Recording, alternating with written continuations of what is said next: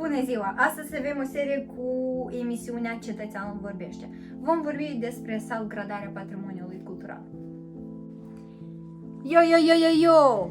Chișinău este locul perfect pentru a începe orice călătorie de aventură în Moldova.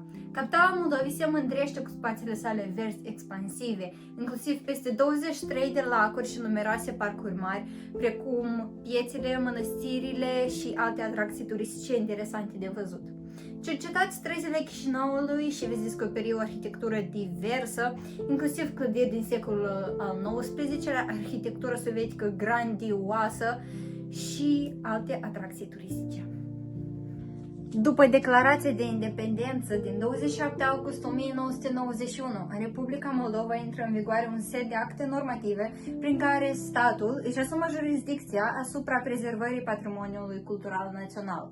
Legea privind ocrotirea monumentelor, legea privind protejarea patrimoniului arheologic, legea privind protejarea patrimoniului cultural național mobil și legea privind regimului mormintelor și operelor comemorative de război. Cele menționate reprezintă consecința necesității de acoperire juridică a protejării bunurilor culturale, odată cu conștientizarea și acceptarea de către factorii de decizie a rolului integrator al acestei avuții în dezvoltarea durabilă a țării, dar care, în realitate, nu s-a transformat într-o prioritate a întregii societăți.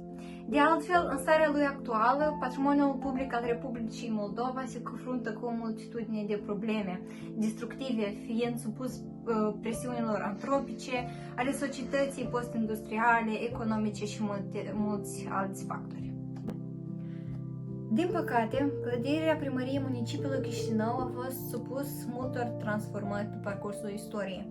Așa că haideți să ne cunoaștem cu dezvoltarea acestor evenimente. La sfârșitul secolului al XIX-lea, primarul orașului Carol Schmidt a înaintat inițiativa construcției unui sediu nou pentru Duma orășenească, pe locul ocupat de depoul de pompieri. Proiectarea a fost încredințată lui Mitrofan Eladi, arhitectorul de atunci al orașului. În ajutorul său a fost invitat Alexandru Bernadație. Arhitectura clădirii este în spirit eclectic, în baza arhitecturii renașterii italiene. Construcția sediului Dumei a fost terminată în 1902. În 1941, în timpul retragerii sovieticilor, Consiliul Local, cum era denumită primăria pe atunci, a fost aruncat în aer. Clădirea a fost restaurată în 1944 de către administrația românească. A fost distrusă din nou în luna august a anului respectiv, în timpul bombardamentelor aeriene sovietice. După război, clădirea necesita o restaurare serioasă, iar de acest lucru s-a ocupat arhitectorul Robert Kurz în perioada 1946-1948. Aceasta s-a inspirat din fotografiile păstrate pentru a restabili fațada cât mai aproape posibil de varianta originală. În 1951, administrația a revenit în clădire, fiind astfel dată în exploatare. Acum propun să studiem și statuia lui Ștefan cel Mare din Chișinău. Statuia lui Ștefan cel Mare din Chișinău este un monument închinat domnului moldovean Ștefan cel Mare, realizat în perioada 1925-1928 de sculptorul Alexandru Plămădeală și amplasat în grădina publică Ștefan cel Mare și Sfânt din municipiul Chișinău, în Republica Moldova. Monumentul a fost turnat la București, la turnăria lui Rășcanu, în anul 1927, din bronz provenit de la 6 tunuri mari, capturate de la otomani în timpul războiului de independență din anii 1877 și 1878. Monumentul a fost inaugurat la 29 aprilie 1928, la 10 aniversarea Unirii Basarabiei cu România, montat pe un soclu din piatră extrasă din cariera de la Cusăuți, proiectat de Eugen Bernadații, fiul lui Alexandru Bernadații. A fost proiectat și cu susținerea lui Levitski.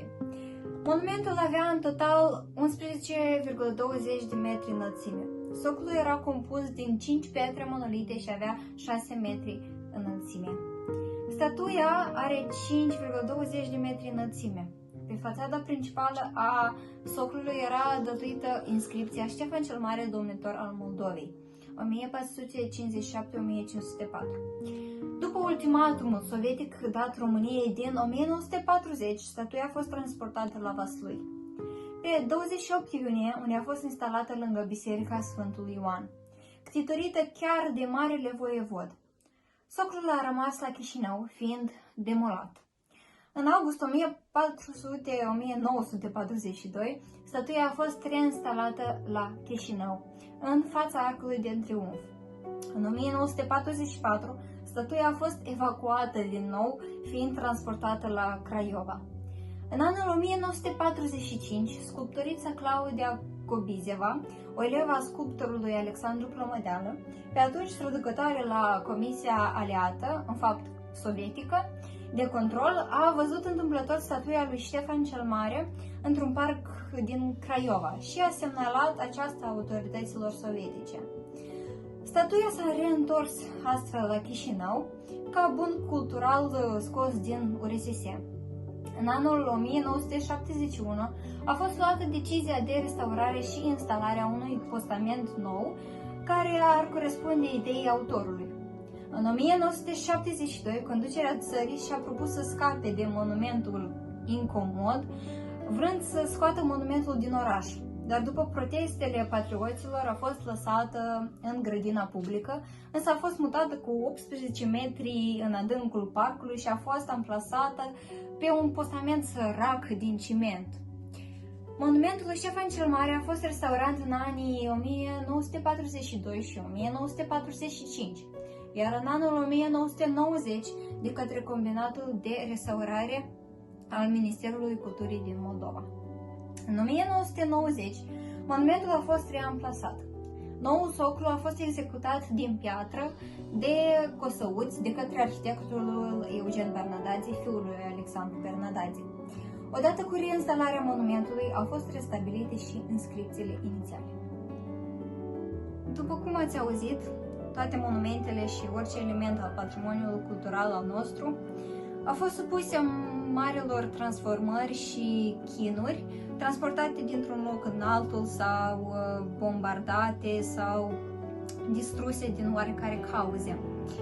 Și, din păcate, statul nostru nu pune în prioritate protejarea patrimoniului nostru cultural, dar noi trebuie să ținem minte că asta este o parte foarte importantă pentru noi, ceea ce ne reprezintă și reprezintă în general neamul, poporul nostru.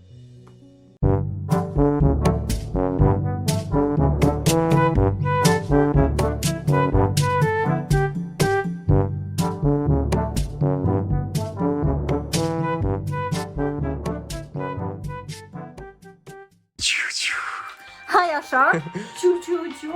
După declarația de independență din 27...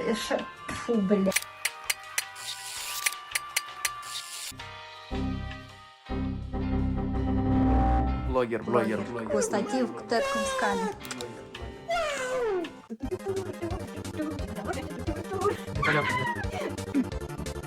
Ce vreți să vă spun? Filmăm. Так, go. Что с тобой не так? Что с тобой? Ты? Биполярка же, гиперактивный. Первый Мишка, второй Мишка, третий Мишка сидит, третий Мишка. Местный авторитет видел.